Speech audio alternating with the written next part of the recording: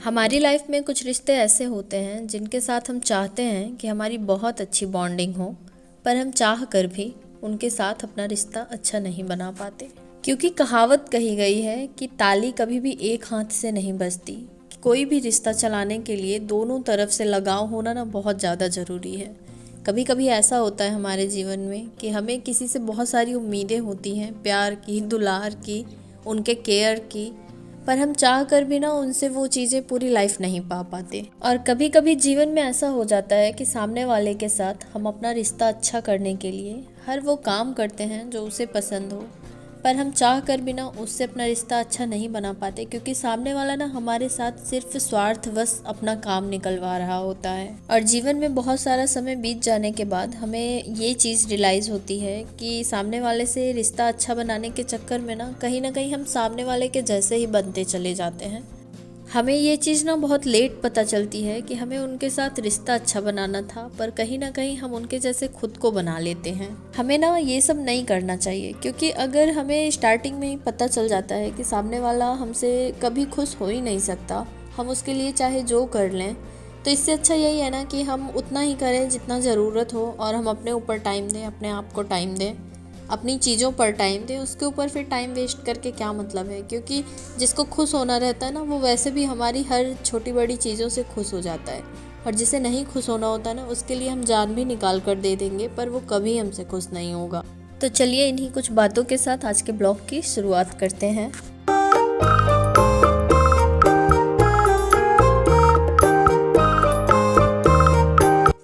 Hello good morning to all of you. Welcome back to my channel Stree dream. कैसे हैं आप सभी? उम्मीद करती हूँ कि आप सभी बहुत ही अच्छे होंगे और अपनी लाइफ में बहुत ही पॉजिटिविटी के साथ आगे भी बढ़ रहे होंगे।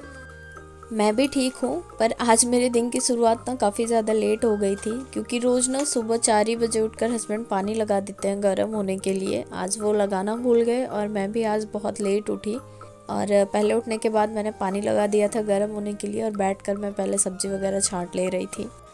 2-3 दिन से पालक रखा हुआ था तो गल गया था, मैं पहले बैठकर वही छांट ले रही थी। सारवी भी मेरे साथ ही उठ गई थी, तो ये भी मेरे साथ में ही लगी थी। और पालक धुलकर छांट कर रख लेने के बाद मैं चली गई थी नहाने, और उसके बाद मैंने थोड़ा सा कंघी वगैरह किया, पूजा पाठ किया, और डायरेक्ट आ गई थी किचन में, क्योंकि आज लेट काफ़ी ज़्यादा हो गया था। और किचन में आने के बाद मैंने सबसे पहले दाल चढ़ा दी थी, और मैं सब्जी काट ही रही थी कि शारवी को ना पोटी आ गई, तो ये चली गई फ्रेश होने के लिए। शारवी को वॉश कराने से पहले ही मैंने सब्जी में तड़का लगा दिया था, क्योंकि मेरी कढ़ाई गर्म हो चुकी थी। और तड़का लगाने के बाद मैं चली गई थी शारवी को वॉश कराने के लिए। वॉश कराने के बाद मैं आई तो सब्जी में कुछ मसाले वगैरह डालकर रख दिया था दूसरे साइड, और एक साइड तवा चढ़ा दिया था। दाल मेरी पक चुकी थी और मैं फिर रोटी बनाने लगी। पीछे करवा चौथ था तो 2 दिन मेरा उसी में चला गया, क्योंकि एक दिन तो मुझे साड़ी में फॉल लगाना था और घर के भी काम होते हैं, बच्ची भी है, तो मैं पढ़ाई नहीं कर पाई थी। और दूसरे दिन भी करवा चौथ का व्रत था, तो सुबह के भी घर के काम होते हैं, बच्चे का भी काम होता है, थोड़ा सारवी की तबीयत भी नहीं ठीक थी, और शाम के टाइम करवा चौथ में खाना वगैरह भी बहुत ज़्यादा बनाना होता है। इसलिए 2 दिन ना मेरा बहुत ज़्यादा हैक्टिक हो गया था, तो मैं पढ़ाई बिल्कुल नहीं कर पाई थी।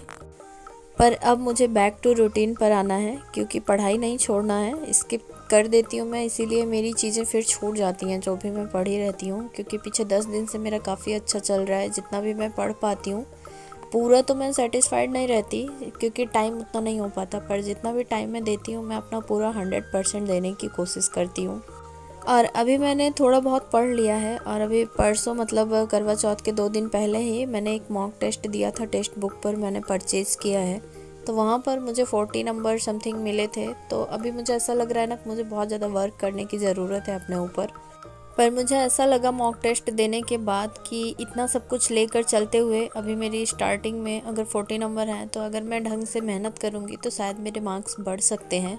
और मैंने आप सभी को बताया था कि एक टारगेट बेस्ड चैनल चलता है यूट्यूब पर, अनुज चतुर्वेदी यूपीपीएससी करके, तो वहाँ पर वो टेलीग्राम का चैनल बनाए हैं, डेली टारगेट देते हैं, तो वहीं से मैं टारगेट लेकर पढ़ती हूँ, और मुझे अच्छे से मतलब हो जाता है पढ़ने के लिए।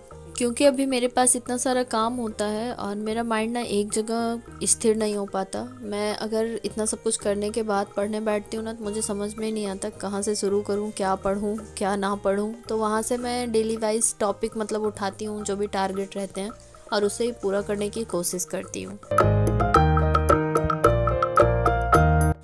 और आप लोगों से बातों ही बातों में मेरा लगभग सारा काम हो गया, खाना भी बन गया, शार्वी की मालिश भी हो गई और अभी मैं कपड़े भी धो ले रही हूँ। शार्वी को मैंने दूध रोटी भी खिला दी और अभी मैं कपड़े धुलने के बाद फैला कर आ गई थी छत पर और जा रही हूँ नाश्ता करने। और शार्वी को सुलाने के बाद फिर मैं बैठ जाऊँगी फटाफट पढ़ने के लिए। ये वीडियो मैंने बना कर रख लिया है, इसकी वॉइस ओवर मैं बाद में करूँगी जब शार्वी उठ जाएंगी, क्योंकि अभी ये सो रही है ना तो मैं पढ़ पाऊँगी अच्छे से, और मैं ज़्यादा खटपिट करूँगी तो ये उठ जाएंगी और मुझे जो टाइम मिला भी है ना मैं उसको भी यूटिलाइज़ नहीं कर पाऊँगी। तो बस आज का वीडियो ब्लॉग मैं यहीं पर समाप्त करती हूँ। कल फिर मिलती हूँ एक नए वीडियो के साथ, कुछ नई बातों के साथ। तब तक के लिए अपना खूब ख्याल रखिए और हमारे साथ बने रहिए।